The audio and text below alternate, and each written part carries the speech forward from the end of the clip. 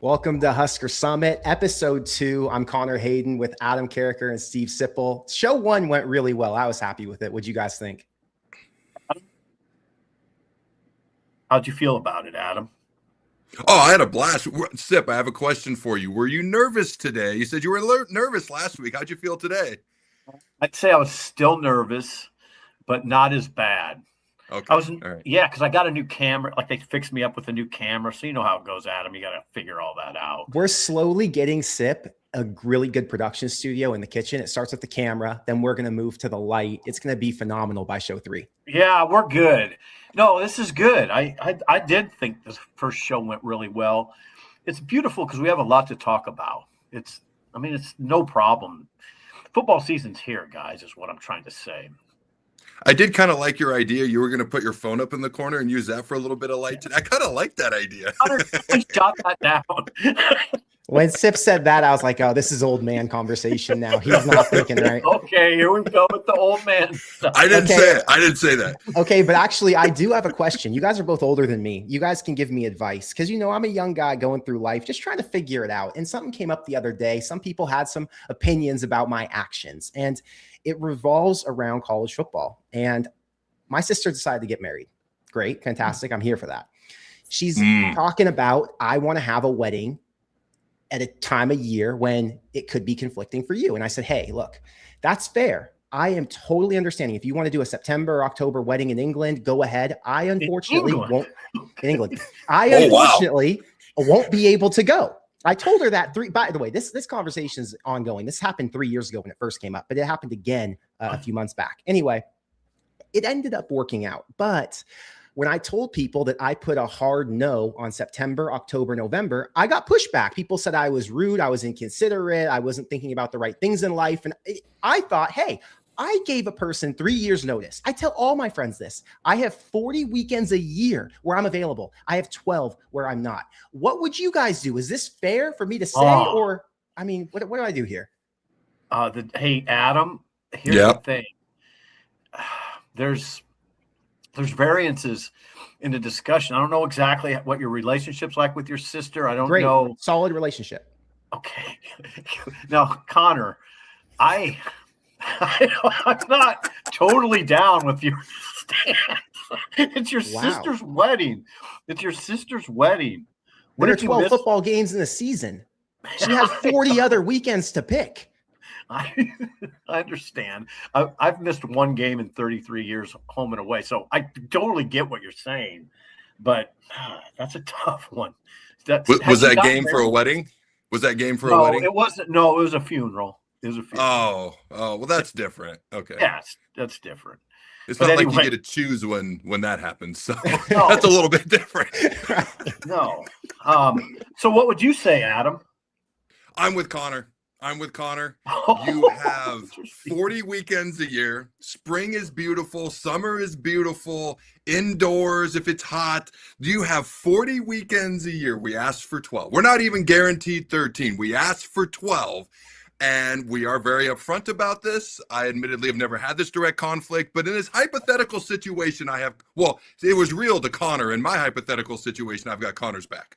It's been real in multiple situations. Some of my best friends have done this to me. They're like, hey, come to Hawaii, October 13th, my wedding. I'm like, what are you talking? October 13th? Nebraska and Indiana play that week. What are we talking about? I'm busy. Yeah. So anyway, I'm glad you're on the same page, Adam. I think it's selfish. I think they must have, I'm sure your sister's a wonderful person. Just might have a couple of character flaws while being a wonderful human being. I'm just saying.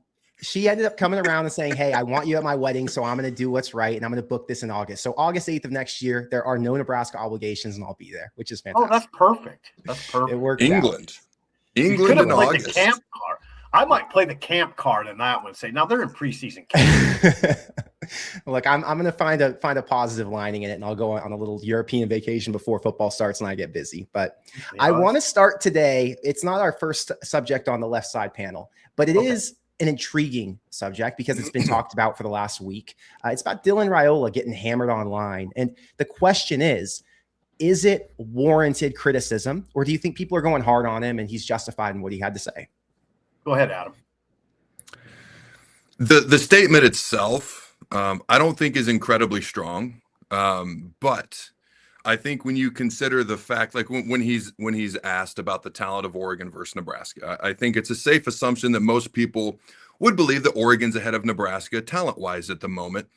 I think it's something altogether different to say it out loud and then say, well, I don't mean any disrespect, when it's kind of one of those things, no disrespect intended, but here we go. I'm going to slap you with a little bit of disrespect. And it's not the worst thing in the world. I think when you factor in some other things, and I know Sip is close to the family, okay, but he was the starting quarterback. They kind of handed him to the keys to the kingdom, things of that nature.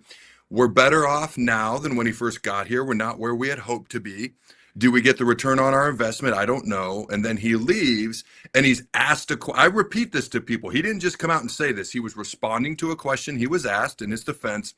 I think it just doesn't come across the best. I think when you say there's the corn comments, so to speak, versus mountains.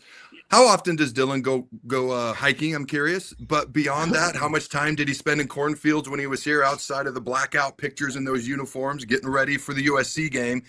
Like, it's not like you're standing in the middle of Lincoln and there's just cornfields right next to you. So for me, it wasn't the worst comments in the world. But when you're a guy who it likes attention, okay, and he hasn't actively sought it in Oregon, but he likes attention, and then all of a sudden you get a little bit of blowback to comments that weren't bad but weren't great, maybe didn't need to be said. I think it's a little bit of fair play. I do think there's a little bit, if I'm being completely honest, a little bit of, I know if I talk about this, I'm going to get traction. I think there's a little bit of that too, and I think that's fair to point out as well. Oh, that's an interesting take. I'm sort of amazed by the whole discussion because I thought the comments were really benign. Like, I'm not offended by the cornfield comment one bit. I mean, I'm proud of like Nebraska's heritage. I grew up in Columbus in cornfields. I mean, Adam Lincoln and Connor Lincoln's surrounded by him. I don't take offense to that. I'm not offended by that. Are we going to do this every time he opens his mouth is the question. Are we going to parse Dylan's words? I think in 2026, yeah, I think that's what's going to happen because people love to get crazy online. Now, I want to address something with you guys. We're friends. We're going to do a show every week. Yeah, I've known Dominic for 30 years. Covered him, not 30, 25. I covered him. But Dominic doesn't mind me criticizing his son. Dominic criticizes his son. I mean, I don't hold back in that regard. Dylan didn't get in adequate shape to play that position here. I mean, that's part of the deal. You want to, but you want to see him going forward, get in shape. His story's far from over. Guys develop at different rates.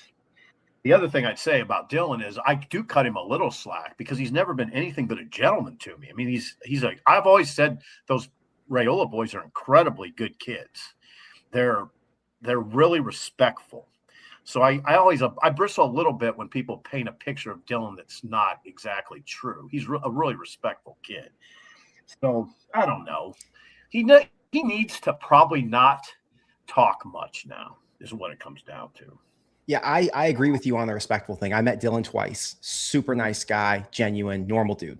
The issue I have is that it's bullshit. He thinks he has the audacity to make any negative comments towards Nebraska when he's part of the reason Nebraska struggled and failed over the past 2 years. He is the leader, or was the leader of the team. He was the reason that Nebraska didn't beat Illinois in 2024 and probably didn't beat Ohio State that same season. If Dylan is the reason, then why is he taking shots at Nebraska's coaching staff's talent level, especially when his own uncle was the offensive line coach and Nebraska's players who he's still working out with today? I think for him to make those comments would have made sense if he wasn't the reason that Nebraska struggled. But since I put a lot of the blame on him, rightfully so, the dude got paid a lot of money to be the quarterback at Nebraska. I don't think you can go to a different school and then make those comments. I would have just pled the fifth, not said anything. It was what it was, and talk positively about what Oregon is, not what Nebraska wasn't. Anthony Calandria, I do not believe has made any negative comments about the UNLV staff, the UNLV players, or anything else that's happened in his past before he came to Nebraska. One thing he did say, though, the other day, see, this doesn't get, it's not the same thing. It's not, I use the word incendiary. Dylan's a hot button. He's a lightning rod like Adrian became. I mean, it's remarkable to see what happens to these guys. Calandri did say the other day that the Mountain West's not near as good as the Big Ten. So he did kind of take a roundabout shot. I was surprised he said that, but he did. But nobody's making a big deal of that. You know, I doubt the Las Vegas Sun is, you know, up in arms about it right now. It's such a different time, right? Like back when Adam played, and obviously in all the time that you've covered Nebraska, Steve, players weren't the celebrities they are today, and people weren't picking apart every single word they said. People didn't care as much. Now, because everyone's front facing, they're on camera, they have their own platforms and their own followers, everything is nitpicked, and guys can go viral with whatever it is, and fans are way more involved, right? Yeah. What was it like back then if someone would make a comment? Would people be up in arms, or was it just kind of like brushed under the rug and not a big deal? I'm sure, Adam, you could have gotten away with saying a lot if you'd have been a transfer to or from Nebraska, right? I literally had I remember doing media training when we got to Nebraska, because they're like, if you get pulled over, we're going to wake up the next day, it'll be in the newspaper. And they literally told us this, and they warned us about it. And they said, if you're a Nebraska football player, this is part of it, and you got to either embrace it or you're going to not be very happy, because it's part of it. And they also gave us a few things on what to say to certain questions that you might get. They just prepped you a little bit on a little bit of media training. I think with Dylan, what Nebraska got was a 5-star talent. I don't know that we got a 5-star leader. And that might be an example with some of the comments he just made where it wasn't bad. I've never had an interaction with him where I thought he was rude, to Sip's point. I always thought he was respectful. I never had an issue in that vein. When it comes to the hardworking people of Nebraska, my dad grew up on a small farm in Geltner, Nebraska. My in-laws, if you ever heard of Brule, Nebraska out west, they've had the same farm for 110 years. I take great pride in that. It's not the corn part that I took a little umbrage with. It was the lack of respect intent behind the statement, or at least how it came across to me, that I took a little bit of umbrage with. So for me, he is a lightning rod. It kind of comes with the territory, getting paid a lot. Like, comments do get picked apart a lot more now than they ever used to, but you also get more celebrity. You also get paid more because of it as well. So there's going to be a give and take. Yeah.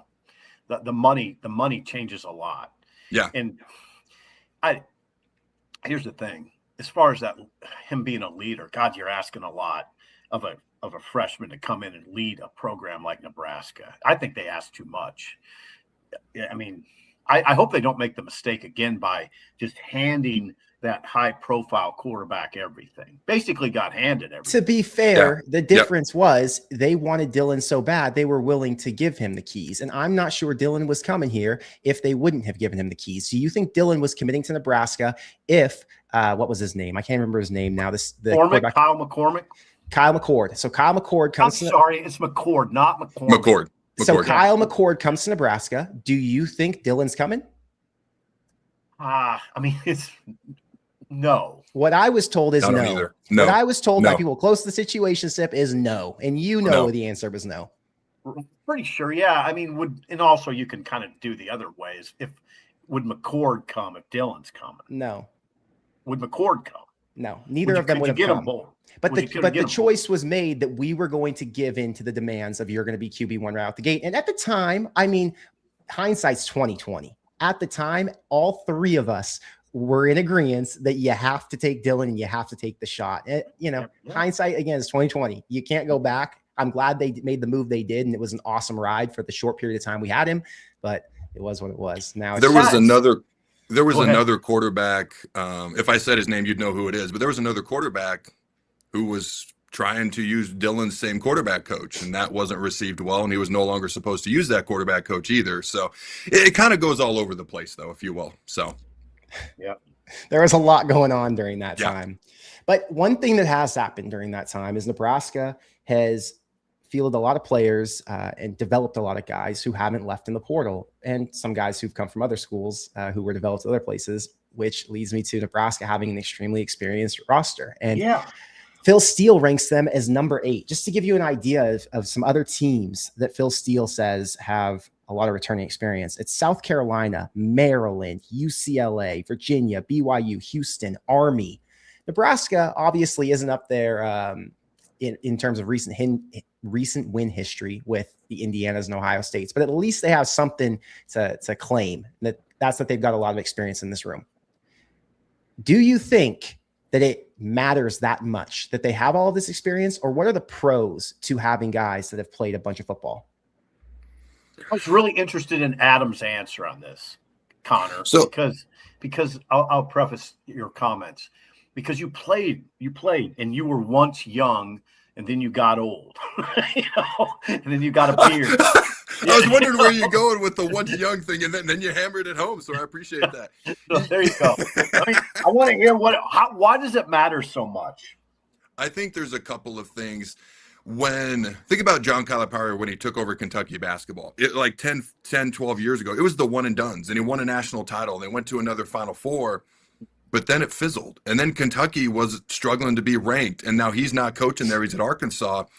So you can get young, talented guys, but there's a couple of things. What's their maturity level? We talked about Dylan being thrust into that leadership spot. Was he ready or not? Was that fair or not? So you might get a couple of guys who can handle it, but the next guy might not be. And then the next guy might not be. And then what's the maturity level? What's the experience level in those intense moments? And then you talk about, we're going to get into it here in a minute, Nebraska's improvements in the weight room, being stronger and leaner than they've ever been, and having 20 plus guys who run over 21 miles an hour. It's the longer you're in the strength and conditioning program, the more, we call it stacking days. You get better. You keep stacking days. Well, young guys can't stack days that haven't happened yet. But the longer you're in the program, you stack days as far as experience, understanding of the game, understanding of the scheme, reading and reacting faster, but then physically in the weight room too. Look at recent national champions. Look at Indiana. They had I forget the average starting age of their players, but the average starting age of their players was like 25 or something like that. That's older than 27 of the 32 first-round draft picks in the NFL last year. Okay, so you look at Michigan a few years ago. They had most of that team come back and they won the national championship. Look at Ohio State. They retained most of that roster. It was that experience along with the talent that allowed those teams to have a whole lot of success. Will Nebraska win championships this year or compete at that level? I don't know. Nobody's going to expect that. But I do think it's fair to say they're older, they're more experienced, they've stacked days in the weight room. And to me, that's real optimism, not just straight Kool-Aid. No, I mean, a lot of the key guys are just older guys. It makes sense. Isn't this just mainly a common sense discussion? I mean, I don't, especially in this league, Connor, the Big Ten, I see those linemen, and I've used this line before, but you see these linemen come out, and Adam can associate with this, offensive linemen, even defensive linemen, where they go over to the fence and talk to their kids, and they got beards.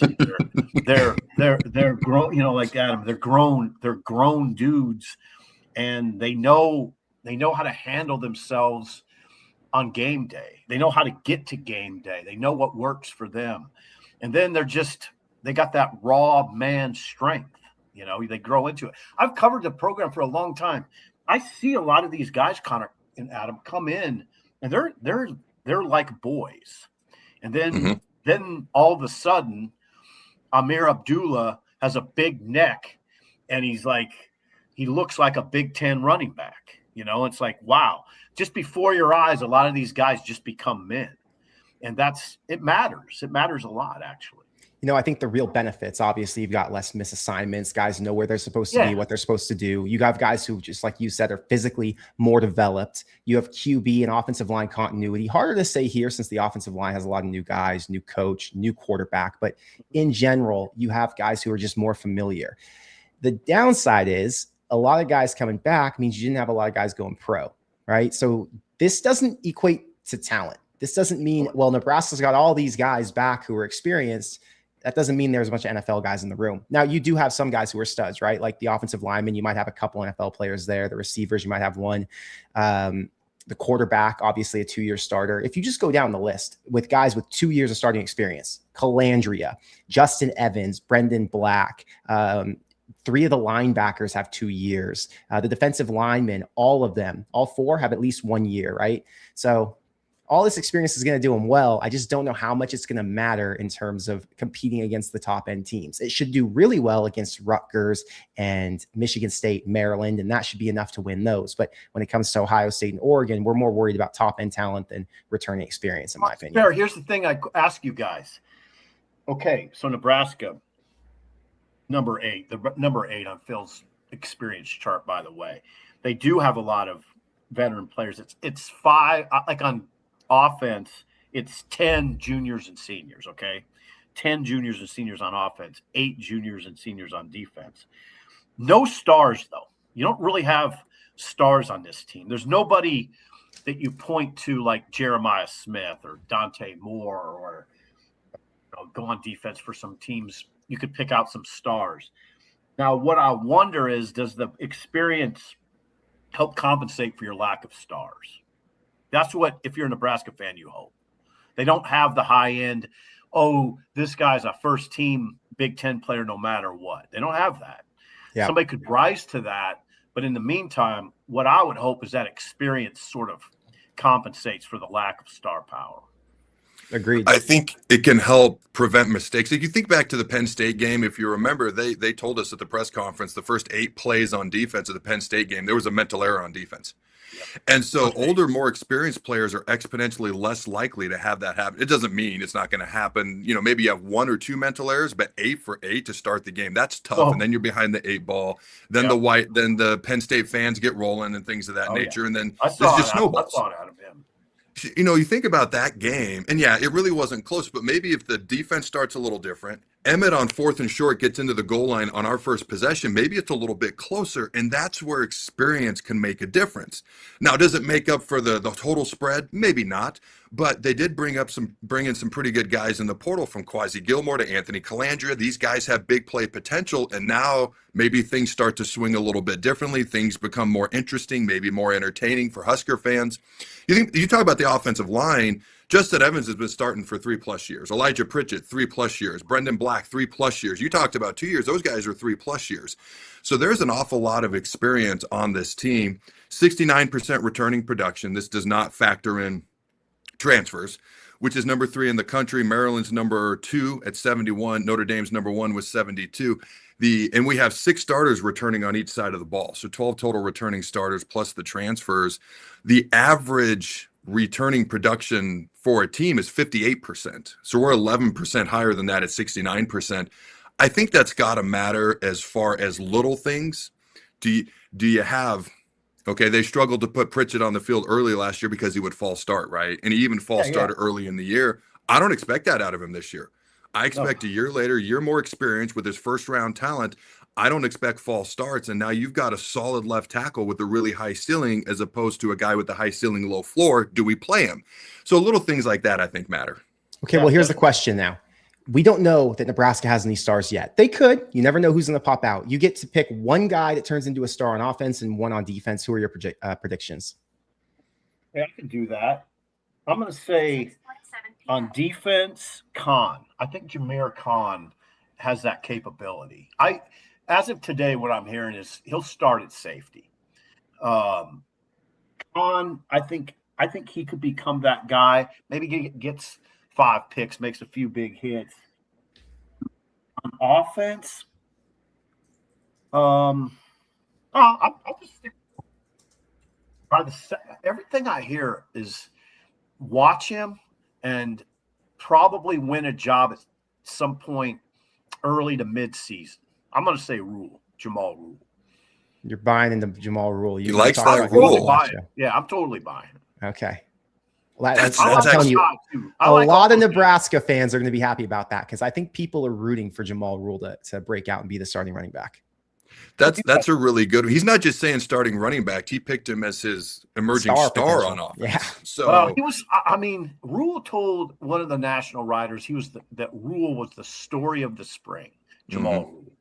I mean, and then we saw it, and then I know he carried it into the first few practices. He's had a good early run here in the first few days of camp. I'm going to go with Owen Chambliss on defense, and part of it is when you listen to him talk, he's obviously been in Orch's scheme. He's an all-conference player coming over, and he looks like an NFL backer. Now he'll get a chance to show what he can do in the Big Ten this year, but physically he looks like it. The understanding is there. like having a guy like that right in the middle of your defense, I think is going to make a huge impact on defense. There are a couple guys that popped into my head on offense. First was Quasi Gilmer, and then I'm like, oh, we got 3 really good receivers. Lyndon Myers, one of the better graded tight ends coming back. Okay, can I pick a receiver? The ball's going to be dispersed. I'm not going to do Rule because you picked Rule. I'll go with Anthony Calandria. And I do think there's going to be a lot of highs. I think there'll be some frustrating moments, but I think he's going to electrify people. And when you electrify people, even if you frustrate them, there's some star power that comes with that. Yeah, it's true. Yeah, Chambliss on defense is my pick. On offense, I'm going with Isaiah Hunter. I think we saw a lot out of him last year, and that was in a situation where he wasn't getting the ball as much as I think he would have if he was in an offense that was more productive. I think if we see him peak this year, he's a legitimate NFL receiver because he's got the build for it, he's got the speed for it, and now after 2 years, he's got the production to show he can be a big-time playmaker. So I'm excited to see him. I like the way he runs after the catch, I'll tell you that. And you're right about build.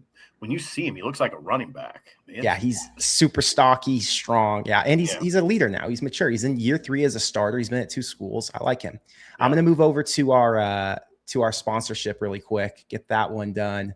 We've got Prize Picks sponsoring Huskers Summit this year. New users play $5, get $150 when they win. You use code HMA to sign up, make that one play, and you get the bonus if it hits. This one has Pat Surtain going for more on interceptions. I can't remember what I did here. Was this Kelsey on over touchdowns, 4.5, and Joe Burrow yards? So I'm taking the more on all 3 of those. Give you guys some of my picks for college football as we get closer, and those pop up in the Prize Picks app. Moving forward, guys, we're on to our next topic, which is going to be Nebraska's weight room and their training results. Because this week, Matt Rule talked about how fast his team is, how much stronger his team is, mentioned that the strongest player on the team, I believe, is Justin Evans. What were your thoughts here? Adam, go ahead. This is your baby, Adam. Why? Because Adam's jacked, or why? Yeah, because Adam's 6'6", and what are you now? 300? That's not a good thing when you're not playing anymore, Sip. You don't want to be 300 anymore. It's fine. You're not. Don't have a weight issue. You're just a big dude. No, I know. Honestly, it's one of my favorite things Rule has said. I'm always, because he's very good at public speaking. Like, he's very good at getting his point across. And so I respect that. Sometimes I try to listen for the words within the words. This is like, these are numbers. These are facts. These are indisputable. Now, we've never gotten these before. So how does this compare? Had he given us numbers last year? I do remember when they moved spring ball way up, immediately my thought was, how does this affect winter conditioning? And then because we need to get bigger, faster, stronger. We got pushed around too much, okay? So we need to get better in the physicality department. Then he explained, well, classes started a week earlier, so we could get 6 weeks of winter conditioning in. Then we had spring ball, and there was even a week off for spring break during spring ball. And then you could have another, I think it was 5 to 6 week conditioning period afterwards. So it's almost a bonus conditioning period, and then a little break, and then summer conditioning. And I was like, that's awesome. That's kind of like 2 mini winter conditionings and then summer conditioning. And so when you start to hear some of these numbers, when you hear the amount of fat that they lost and muscle that they put on, and the guys running 21 miles per hour, Justin Evans squatting 700 pounds, and Brendan Black over 30 reps on the 225, those are things that are tangible. That's not opinion based. It doesn't matter how you say it, the numbers stick. And I'm a guy who likes that. Amir Abdullah, 2-time lifter of the year, by the way. So that neck got there for a reason. So for me, that, as much as anything we've seen, they've been talking about good all offseason, I believe, and they put on a lot of weight. Like Jasir Whittington put on 25 pounds. Okay, you got to be able to move and things of that nature, but the guys have bulked up. So I think it gives us a much better chance on the offensive line to be physical for all 12 games, regardless of who we're playing. And the defensive line's a little bit more the question mark. How do they hold up in November? How do they hold up versus Iowa, Ohio State, Indiana, Oregon, all those teams? Even Washington's line is freaking huge. They're over 325 across the board on average. But it gives us a better opportunity to do those things. And those are very tangible, real numbers that he's talking about. So what he's talking about with Justin Evans is a 700-pound back squat, which leads the team. I like that. I like that. I don't know. It makes sense to me to have your strongest guy in the middle of the field. at center, a veteran player, a rock like Evans. I like to hear that. And also the Brendan Black number, I mean, Rule said well over 30 reps at 225. That's impressive. Again, that's your offensive line. It's the middle of the field, I like having that strength in the middle of the field. You could put that in perspective, Adam. 30, he said way over 30 times. He must have been in the mid-30s on that, which is astounding to me. It's astounding. Connor, are you a weightlifter? I am a weightlifter, yeah. I had a power clean record when I was in high school. You did. So 225 30 times is unfathomable for Well, those are NFL numbers. Brendan Black, you've got Brendan Black and you've got right next to him Justin Evans, and they're two of the strongest guys in the entire team. It feels like they should be able to run it between the zero, right? The one hole. It's like, come on, let's go after them. Let's drive it forward and let's use our strength, which is our two interior offensive linemen. They should drive it right through the a-hole. Is that what you're saying? Exactly. I was trying to, I thought of A in my head and I was like, I'm not about to say I knew what you were saying. Hey, listen, the one thing about being old, I will tell you, you guys probably have no idea. They used to, back in the Boyd Epley days, now I'm going to go back early 2000s maybe was the last time they did this. They would call the riders over and give us a charts with 40 times and lift times and 40. I mean, just everything. It used to be a big deal. We'd write a story every year about it. And it was very detailed. Boyd was very proud of it. So I don't know why that went away. It did go away. Rule did talk at some length about numbers, but it's hard because you don't have any frame of reference. It's like, okay, how's that compared to Texas? How's that compared to last year's Nebraska team? It was impressive. Particularly, I thought Justin Evans and Brendan Black, but I just don't have any frame of reference on all that. That's the tough part. I think, Adam, my question for you is, how much does it matter when you've got these guys who are physical freaks? Does it always translate, or are there guys who are going to be super fast, super strong, who aren't able to perform on the field? Oh, yeah. It does not always translate. So the one thing that concerned me is I didn't hear any defensive linemen's names, like the tackles. I want to hear some defensive tackles names. And that's not a bad thing. As a whole, you've got more offensive linemen, you've got bigger ones, okay? And your defensive ends typically aren't going to be in that type of conversation, but I would have loved to have heard a D tackle's name in there as well. To reference what Sip's talking about, used to be our power index. So there was points for the power index. When I first got there, if you ran like a 4.7 and you weighed 260, I forget what it was, you might get 250 points. But if you ran 4.7 and you weighed 280, you were going to get more points. You might get 300 points. And so it was the bench, squat, clean. It was the 10, the 40, and the vertical jump were the main things that they tested. And you'd have a certain amount of points. And there were records that were kept. There was a platform in the weight room. And I know this platform well because my first day as a clueless true freshman, my parents dropped me off. They head home to state of Washington. I'm at Nebraska on my own for good. I walk in the weight room. I don't know what to do. And I sit right on that platform. You don't do that. That is sacred. I had seniors who came over and ripped into me like a monkey on a cupcake, and I had no idea what was going on. They're like, the only people allowed to sit on that are the people I think it was over 2,000 points combined. If you don't get over 2,000 points, and there was only about 20 guys on there in the history, if your name ain't on there, you can't sit on that thing. And that became my goal. And Bill Callahan came in and kind of got rid of that, so I never got to reach the goal. I was this close to getting the 10-yard dash. As a redshirt freshman, I ran a 1.6 at about 266, and I needed to just get 1.59 or less at my weight. And then Callahan got rid of it, and that would have been the record for the 10-yard dash. I never got the chance. I've been bitter about it ever since. So I wondered what was wrong with you sometimes. I know. Now we know. Where did you stack up, Adam, when you played? Where did you stack up with the rest of the team in terms of strength, speed, all that?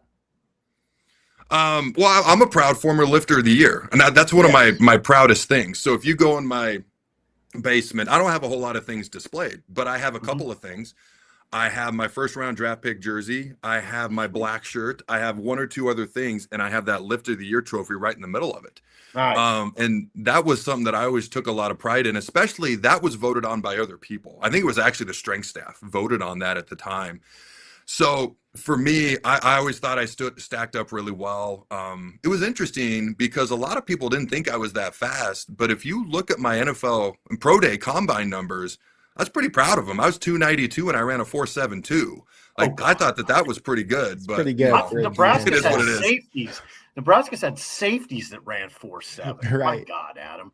That's ridiculous. You want to hear something else I was bitter about? The video game made my speed a 72 back then. I was not happy with that. You should have at least been an 80, at least. Oh, dang, that was the most interesting thing so far of this version of our deal. You ran a 4.72 at the Pro Day. Yeah, if you go to the combine, it was that was my fastest 40. If you go to the Pro Day, not the combine. Connor, I'm telling you, I know for a fact Nebraska has had starting safety since 2015 that were in the 4.7 range. Good God, Adam. Yeah, Adam was freakishly fast. Hey, Adam, how much did it change when you got to the pros? Where'd you stack up then? You were at the top at Nebraska. Where'd you fit in with the Redskins? I'm just answering I'm Dylan Raiola right now. I'm just answering your question. You are Dylan Raiola. What do you think about cornfields? I think they're delicious when it's cooked right. That's what I think. I was voted the strongest Redskin my first year there. So I'm just answering your question. I swear to God. So, yeah, you're just flexing a little bit. Yeah.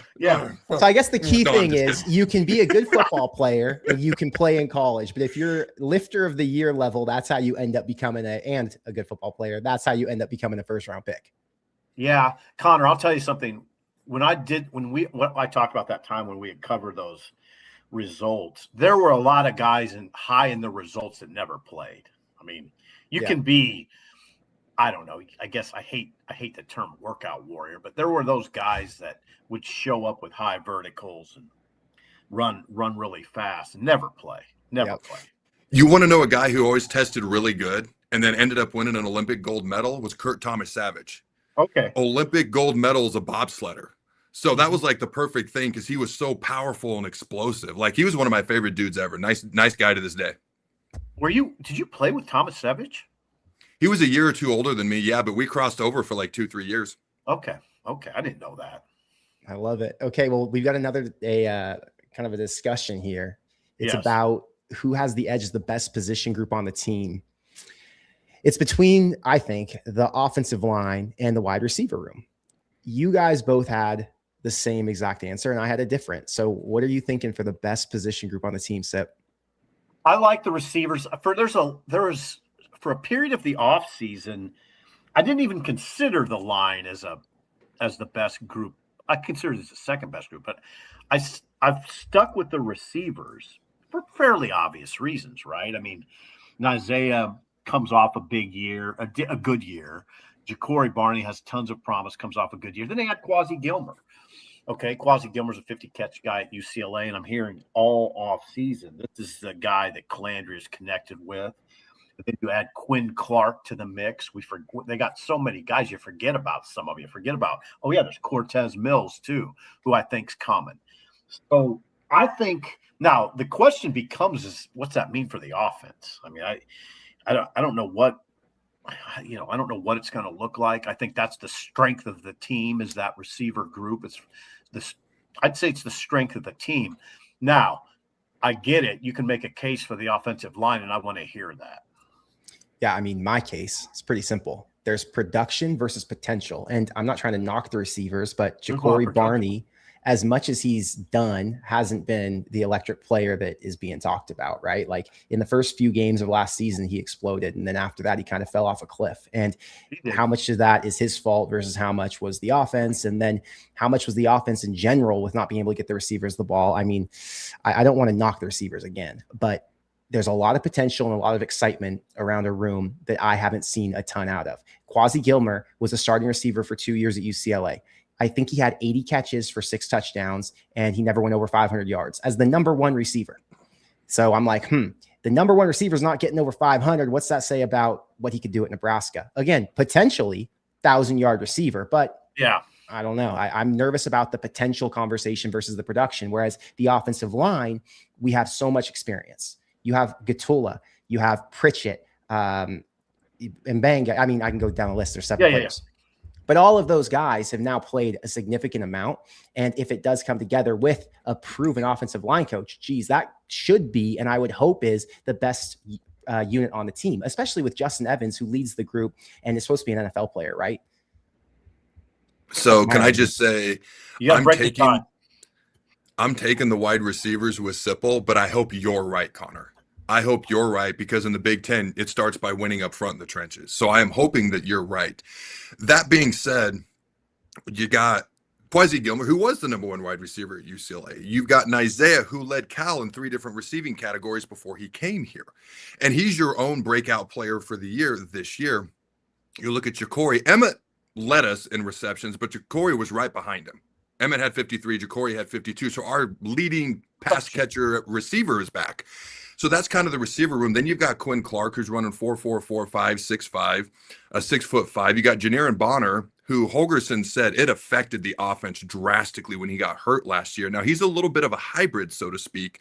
But to Sip's point, I think you got 3 guys you feel really good about as starters. You got guys, if they get banged up, you've got depth in there. If you need to rotate, things of that nature, I feel good about it. Again, I hope you're right. You look at Elijah Pritchett. You got a first-round potential guy at left tackle. You've got all this experience with Evans and Black, and then you got Mubanga coming in. I wonder about the consistency at right tackle, because Gunnar Katula and Tree Babalade are battling that out right now. And so Gunnar Katula is a guy who's played quite a bit as well. I looked at South Carolina last year. Now, Tree Babalade doesn't lack for talent ability, but South Carolina struggled last year. They gave up 43 sacks, which was 131st in the country a year ago. Okay, so then I looked Tree's specific grade, overall grade of 60.1. His pass blocking grade, according to Pro Football Focus, was 68.5. Run blocking at 55.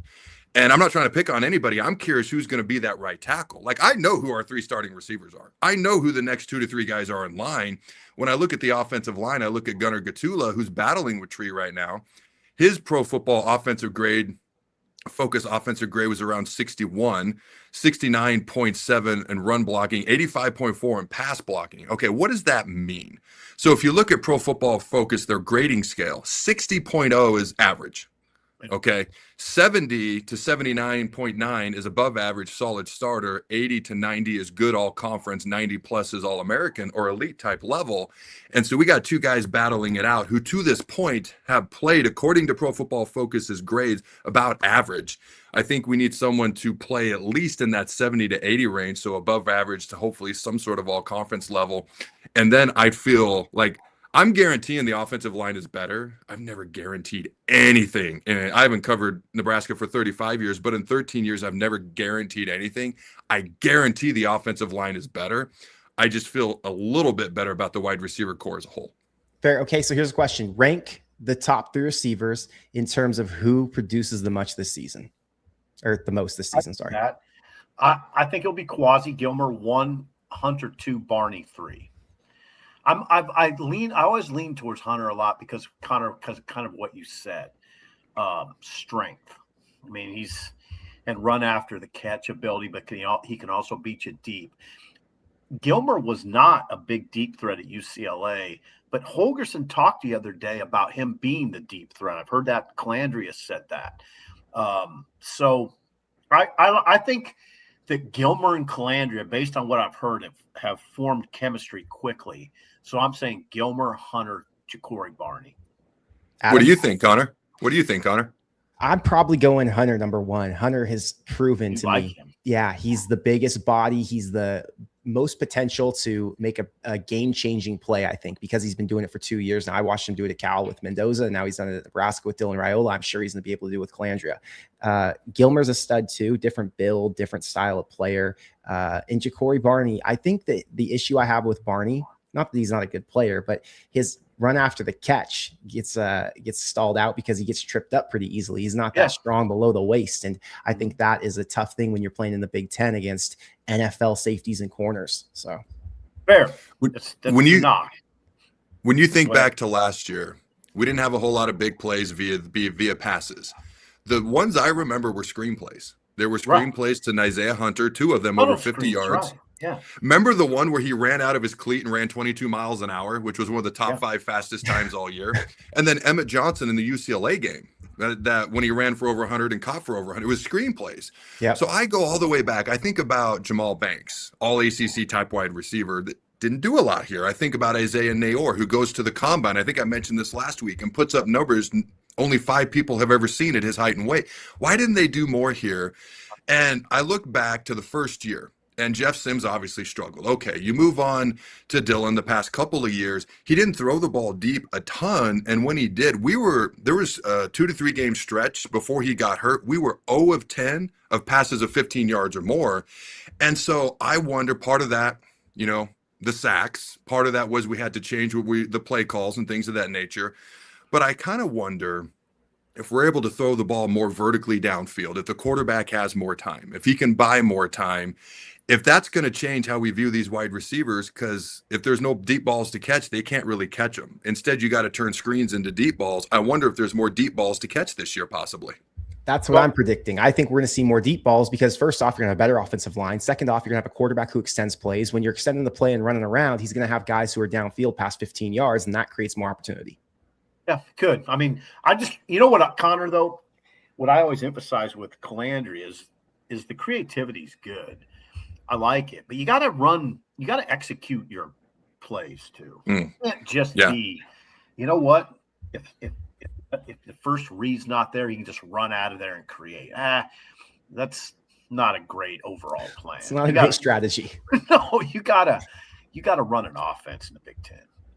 It should be an extension of the offense. It can't be the offense, though. Yeah, it can't right. be that. It can't be like high school where he's just the best athlete on the field, because that's just not the case in the Big Ten. Right. And I don't get you about 7 and 6 is probably what it would get you, Yeah. I guess I didn't give a wide receiver. So you took Quasi, Sip, and you took Isaiah, Connor? I'm going with Ja'Cory just to play devil's advocate. I'm going with Barney just because. What's the argument on Ja'Cory? Ja'Cory hasn't done it for me. Speed. I said I'm just playing devil's advocate. Plus, he's got the potential. A year ago at the Husker games, they had everyone race off for the team. He won. He was the fastest guy on the team. So I'm going with speed. And he's a leader. I like Ja'Cory. Yes. He's in all the videos. People love him. Players love him. He seems super cool. He's stuck it out at Nebraska, hasn't left, even though he's obviously had opportunities to. So there's a lot of respect towards him. Yeah, Connor, he's kind of like the face of the program, right? Feels like he is right now.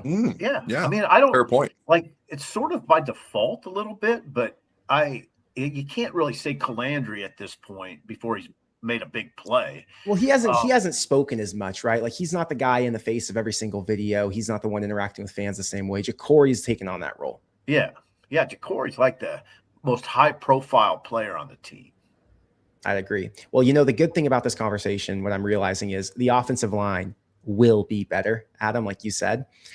And if they're just 25% better, that's enough with a dual threat quarterback to make this offense go. If they're 50% better, which is what I'm expecting, 50 to 100% better, then that's where you start to see the offense really thrive. And we're talking about top 40 offense nationally. And if that happens, I'm thinking, this is where you get to the 8-9 win range. There you go.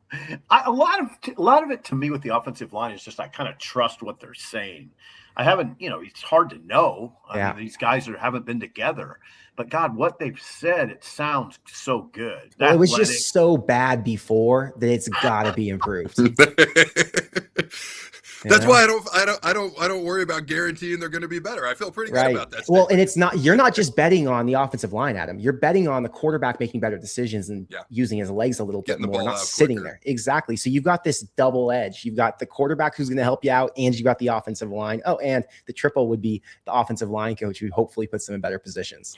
I'm trying to think what those guys up front would say about the Iowa game when Emmett had 184 yards at halftime. I think they'd say, what do you think we weren't blocking? It wasn't that bad late in the season. They got to where they were acceptable, I thought. And it was better against the run than it was against the pass. Yeah. To your point, they're better. Emmett ran for over 220 yards in that game. And Iowa had not given up a 100-yard rusher in over a month. To your point, I'm just thinking if any of those guys are listening, they're going to be like, "Now wait a second, hold on."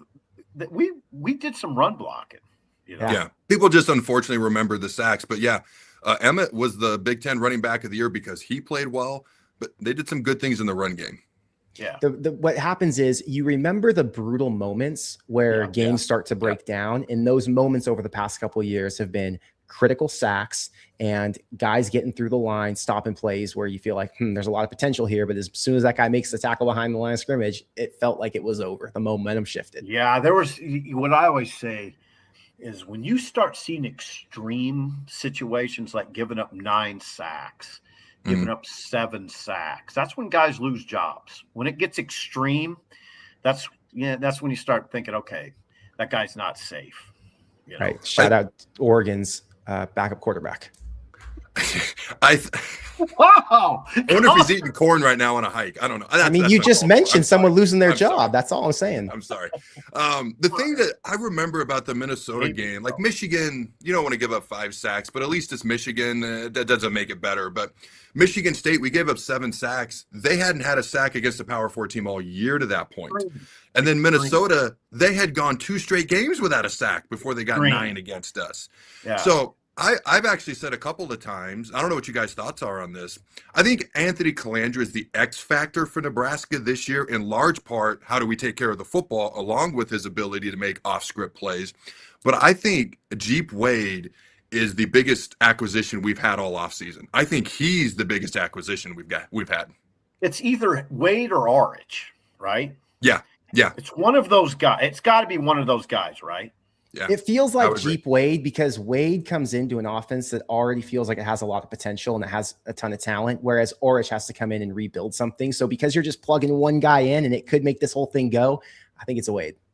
God, I'll tell you what, we could have that discussion next week. That's interesting. When you think of guys that could help turn the program, Orich and Wade are gigantic in that conversation. I mean, they're huge. Yep. I don't know who will be more influential. I'm really interested to see that. Well, I'm glad we have a conversation topic for next week, Sip. You already brought one up. That's perfect. You got your notes in early. So hey, listen, this is a big week over there. They're in full pads. What's today's? Today's Monday. They're in full pads today, tomorrow, and Wednesday. They take Thursday off. I think they'll probably scrimmage Saturday. We're going to have a lot to talk about next week. Yeah, and we're getting closer to the season. Once we get to next week, I think it's 2 Saturdays from college football starting. So we're inching away. Can't wait. I appreciate your time. We hopped in here for 52 minutes. That's a good time for our second show. Yeah, it was awesome. Not bad. And hopefully we didn't have as many tech difficulties. We're going to see when I watch back the playback. All right, I'll get some light on me next week. That'll be a step forward. Perfect. I was going to make another phone light joke, but you were all waiting on me to start the show because I'm having sound difficulties for the second straight week. So. Well, by week 3 again, we're going to all look good. Light's going to be on our face. We're going to sound right. It's going to be perfect. There will be no questions in the comments about our technical abilities. Maybe. All right, guys, I appreciate you. Thank you, everybody who's watching. Again, subscribe. Make sure you hit the like button. Leave us comments. I do respond to comments on this channel. I will make sure to go back and read everything you guys said. From Connor Hayden, Adam Carriker, and Steve Sipple, go Big Red. Good job, guys. Peace. See ya.